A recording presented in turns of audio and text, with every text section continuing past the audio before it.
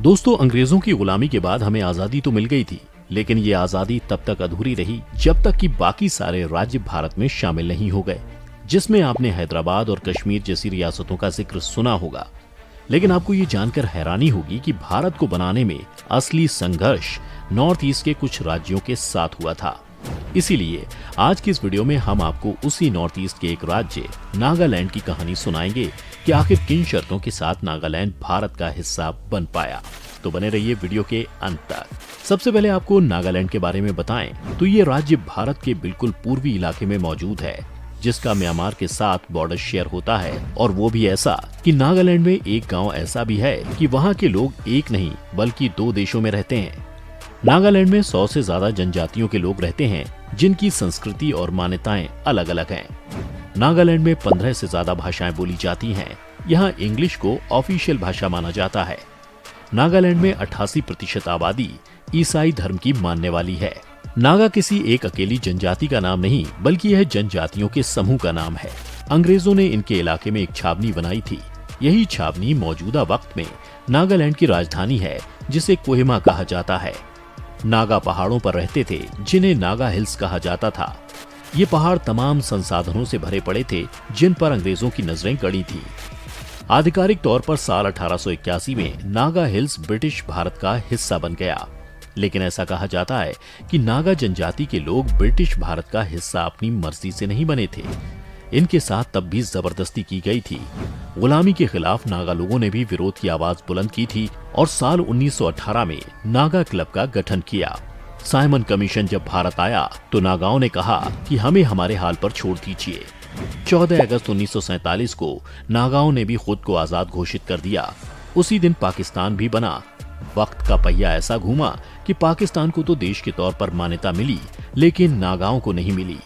जवाहरलाल नेहरू ने जैसे तैसे इनको मना तो लिया था, लेकिन फिर भी 1951 में नागा गुटों ने नागालैंड में एक रेफरेंडम करवा लिया। एनएनसी यानी नागा नेशनल काउंसिल। 1940 में एनएनसी की स्थापना करने वाले नागा नेता अंगामी जापू फिजो इसे लेकर सबसे मुखर थे। इस रेफरेंडम में एक राय ये बनी थी कि नागालैंड हिंदुस्तान से अलग एक आजाद मुल्क बना रहना चाहता है। भारत सरकार यानी उस वक्त नेहरू ने इस रेफरेंडम को मानने से पूरी तरह से इनकार कर दिया। भारत की तरफ से कहा गया कि ऑफिशियली तौर पर नागा इलाके कभी अलग नहीं थे, बल्कि वो असम का हिस्सा हैं। अब सरकार ने अपनी बात कह दी तो फिर से फिजो, जो नागा ग्रुप के लीडर थे, वो एक कदम और आगे बढ़े। 22 मार्च 1956 को उन्होंने नागा फेडरल गवर्नमेंट यानी एनएफजी की स्थापना कर डाली। ये नागाओं की अंडरग्राउंड सरकार थी। अंडरग्राउंड इसलिए क्योंकि असली तो भारत सरकार थी और एक ग्राउंड पर एक ही सरकार चल सकती है। अंडरग्राउंड सरकार के अलावा असल समस्या थी नागा फेडरल आर्मी यानी एनएफए। ये एक तरह से नागालैंड की अंडरग्राउंड सरकार की हथियारबंद सेना थी। जब हथियार की बात आई तो भारतीय सेना मैदान में उतरी और 1956 में नागालैंड में कार्रवाई शुरू कर दी गई। जिसके बाद जब भारत सरकार की तरफ से दबाव बढ़ा तो फिजो भागकर पूर्वी पाकिस्तान, जो कि अब बांग्लादेश है, वहां पर जा छुपे। सेना को लगा कि नागा की बिखरी हुई सेना क्या ही टिकेगी, लेकिन ऐसा नहीं हुआ। ये बात शायद सेना भूल गई थी कि द्वितीय विश्व युद्ध का अनुभव रखने वाले नागा सैनिकों ने ऐसी कई जंगें लड़ी हैं। इसीलिए एनएफए ने जंगल और पहाड़ी जगहों पर भारतीय सेना का डटकर मुकाबला किया। इसीलिए जब सेना के हाथों से मामला निकलता हुआ दिखा तो भारत सरकार ने शांति समझौते की पहल की, जिसमें असम के कुछ और हिस्से देने की बात कहकर नागालैंड को समझौता करने को कहा गया। जिसके बाद जाकर दिसंबर 1963 को आधिकारिक तौर पर नागालैंड भारत का राज्य बना। लेकिन समझौता भी इतना आसान नहीं था। इसके पहले 1960 में भारत के पीएम जवाहरलाल नेहरू को नागा पीपल्स कन्वेंशन के नेताओं के साथ 16 पॉइंट का एक समझौता करना पड़ा। सीमा विवाद की जड़ में इस समझौते में नागालैंड के कई दावे हैं। जैसे कि 1960 के समझौते में कहा गया कि नागा राज्य का जो हिस्सा ब्रिटेन ने असम में जोड़ दिया था, उसे वापस किया जाएगा। इसके अलावा राज्य बनने के बाद भारत के संविधान में कश्मीर में 370 की तरह ही नागालैंड में 371A लागू किया गया, जिससे नागालैंड को एक विशेष राज्य का दर्जा मिल गया। लेकिन अभी असम के साथ सीमा विवाद को भी खत्म करना था। इस काम के लिए 1971 में एक कमीशन का गठन किया गया, लेकिन इस कमीशन की सिफारिशों को नागालैंड ने स्वीकार नहीं किया। नतीजा ये हुआ कि 66 हेक्टेयर की जमीन अब भी विवादित बनी हुई है। असम और नागालैंड 434 किलोमीटर का बॉर्डर शेयर करते हैं। इन्हें सहूलियत के लिए 6 एडमिनिस्ट्रेटिव हिस्सों में बांटा गया है, जो कि sector A, B, C, D, E और F के नाम से जाने जाते हैं। ये सभी जिन जिलों में पड़ते हैं वो असम में है। नागाओं की मांग है कि उन्हें A, B, C और D सेक्टर की 12,883 स्क्वायर किलोमीटर की जमीन सौंप दी जाए। उनका कहना है कि ये जमीन ऐतिहासिक रूप से उनकी जनजाति की है और 16 पॉइंट के समझौते में इसे सौंपने का वादा किया गया है।